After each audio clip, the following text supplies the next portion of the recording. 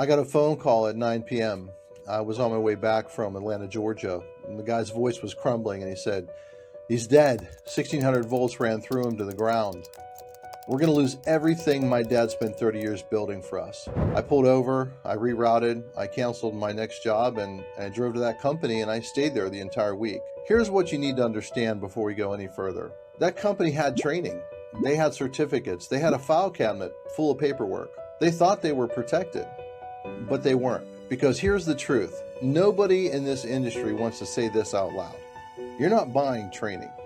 You're buying what happens after something goes wrong. And most safety managers, they don't really find out until they're sitting across from a deposition attorney with a cabinet full of certificates that aren't worth, or seemingly aren't worth, the paper they're printed on.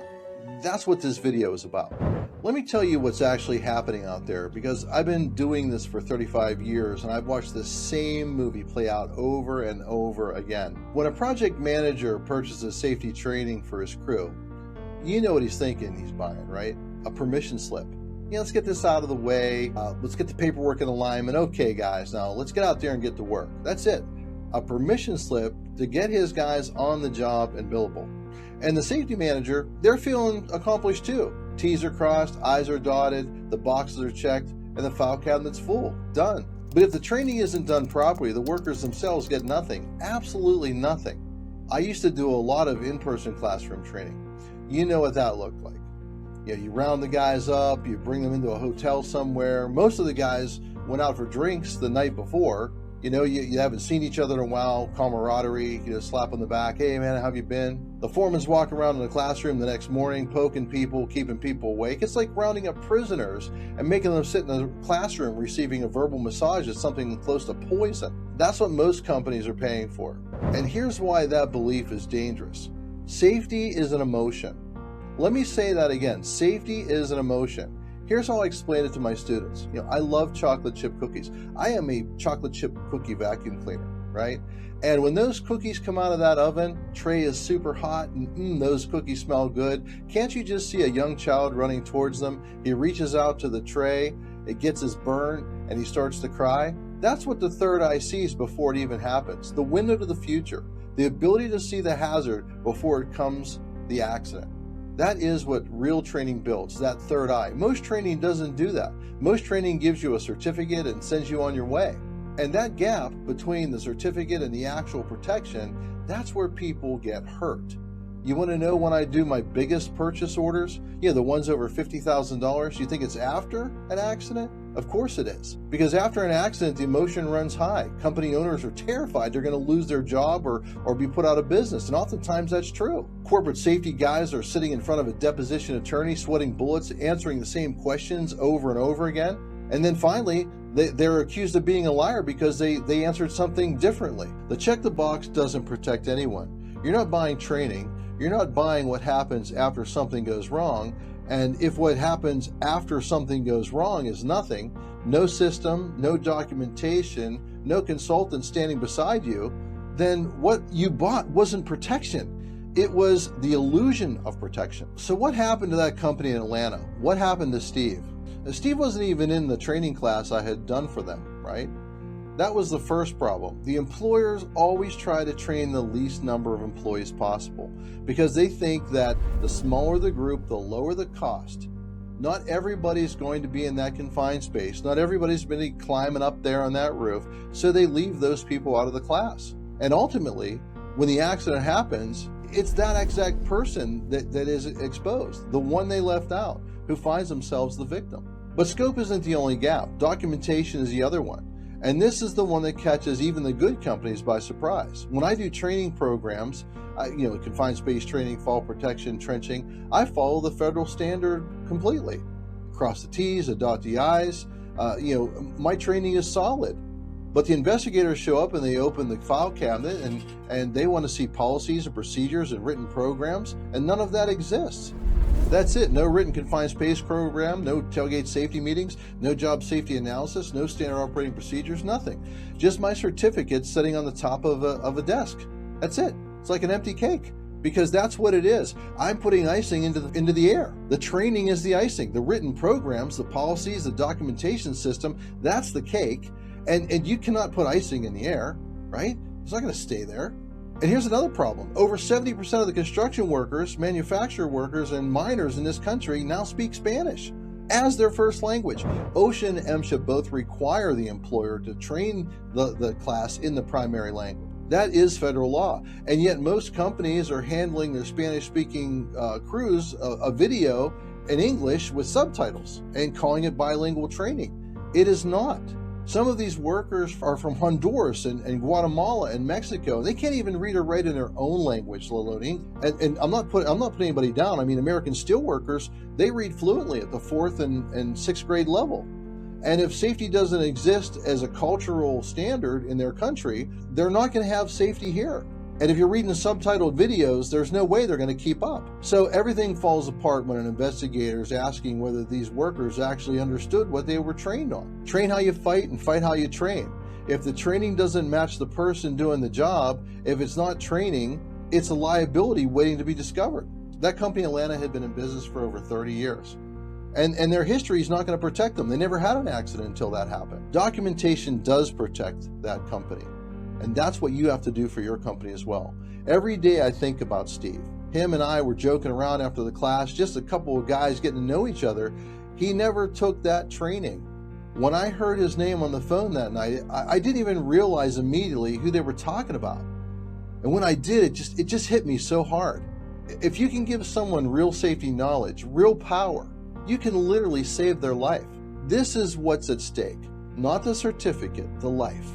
Now I want to talk to you about the industry itself, because this is where safety managers get blindsided. When something goes wrong, a fatality, a citation, an investigation, you need your training provider to answer the phone, to produce documentation, to show up, to stand with you. Most of them won't. When I first started my company, there was a big outfit called CHMR, Center for Hazardous Materials Research. They were out of the University of Pittsburgh. It was a serious operation. They had a government contract ahead of me that was with the 99th Regional Race Command of the military. 20-page document they provided them as a proposal. Computer scheduling systems, the whole thing, right? Complications. I went to bid the same contract. I didn't even have a notepad. I wrote my proposal on the back of a gum wrapper. I thought I was going to lunch, right? The colonel stapled it to the contract and gave it to me. Why? Why did I get that contract? Because when they called CHMR, they had to navigate a computer system and book appointments, and when they called me, I showed up. I just showed up. That was the entire difference.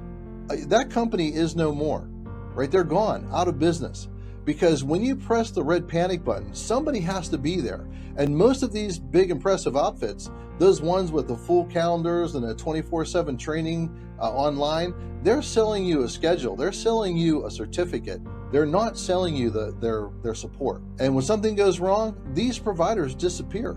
It's like going into a street fight and watching every one of your friends run for the car. You're standing there alone. You find yourself alone in front of an investigator, alone trying to explain why the training you purchased isn't producing documentation that holds up. I've watched corporate safety directors get fired cycle after cycle at one company I worked with. Every incident, same result. Safety director gets fired. And every time I'd go to that interim provider for a safety person, the next guy up to speed, they eventually offered me the position one day. I told them I'd watched 5 people take that job over the years. No, thank you. The point is this. That safety manager is almost always the one who's going to take the fall. It doesn't matter if it wasn't his budget. It doesn't matter if his boss told him to go cheap. It doesn't matter if the training company he hired vanished. He's the one in the room when the questions start. That is why who you work with is a career decision, not just a purchasing decision. Let me talk directly to you for a minute, because I don't think enough people are being honest with safety managers about how personally exposed they really are.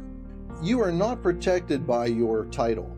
If you're telling someone that they can go into a confined space without fear and they lose their life, and it turns out that your programs were complete, you can be facing criminal liability.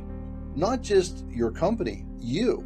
First-degree manslaughter charges. I have an engineering degree in safety from Indiana University of Pennsylvania, and I was a member of the American Society of Safety Engineers way back when that's what they were called, right? And I remember sitting in those meetings with professionals out in the real world, feeling like I was in a Gamblers Anonymous meeting. People saying, I'm underpaid for the risk I'm carrying. They have me signing documents I'm not comfortable with. The project managers, the foremen, hard as hell, tough as nails, dirt mover guys who come in wearing the same jeans they had on. Those are the ones that are most exposed, and they understand it the least. And a safety manager who stays in his office checking boxes and sending memos is building a liability case against himself every single day. I've been sued dozens of times, and here's what I've learned. You walk into that deposition with a sharp pencil, good pens, and a legal pad. When they ask you your first question, you write it down. Every single word, you read it back to them to make sure it's right. Is that your question? Okay, good. And here's my answer. And you write it down. Because what they're going to do is to spin you. They sigh, they toss their pen, they push back from the table, they throw their hands up.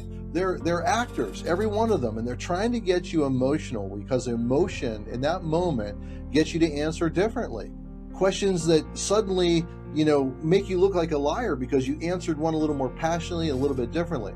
I went to one deposition, they told me would last 8 hours, and it was done in 2 because I wrote down every question and they knew they weren't going to flip me. I caught them asking the same question 2 or 3 different ways and pointed it out, and I read it back to them for my notes, and they were done. You could take control of that room, but only if documentation gives you something real to stand on, and only if the person who trained your crew is standing in that room beside you. If I'm standing beside you, I'm not going to let anybody flip you over. I'm not going to let anybody turn you into minced meat. You're a good person and you're doing your best. The higher the pressure, the bigger the save. And when you save someone in that moment, they're yours for life. So what is the difference about CSCM? It comes down to this. When everyone else gives you a certificate, we build the system that protects you after the accident. Let me show you what that actually looks like. A student handed me the phone during a class one day. I didn't even know what it was about, and it was an OSHA inspector on the line. I said, "This is Frank Corrado, Center for Safety and Environmental Management. I stand in as a safety director when the primary isn't available. How can I help you?" I answered all of his questions. I sent everything by email immediately, copied the corporate safety director as well, and the inspector called back later and complimented them on such a flexible consultant. Said he had never seen it before. That's the difference. Not a calendar, not a scheduling system, but a real person who answers the phone and knows what to say when the stakes are real. A gentleman called me from California just the other day. He says, "Hey, you're my training plan B." I started laughing. I said, "When's the training job?" He said, "Less than 2 weeks." I said, "I'll be your plan A." But I also told him something that no other trainer had, that without an MSHA approved training plan, the training itself doesn't mean anything. That his certification is needed to cover Part 48B, so one training protects him across every job type moving forward. That there were gaps in what he thought that would have shown up the moment an inspector arrived. I told him, go call every other trainer on your list and ask them about that. Most of them will start to stammer. And now, you're knowing that you're actually buying because someone's explained to you, because you just don't deliver training, but you actually build the cake, the programs, the documentation that whole system is built upon. Something that's going to hold up in front of a lawyer asking questions. English and Spanish, no subtitles, real bilingual instruction, because your liability depends on being able to prove every worker actually understood what they were being trained on. That is what we do. That is what nobody else is doing. And that's what's either sitting in your file cabinet or isn't the day everything goes wrong.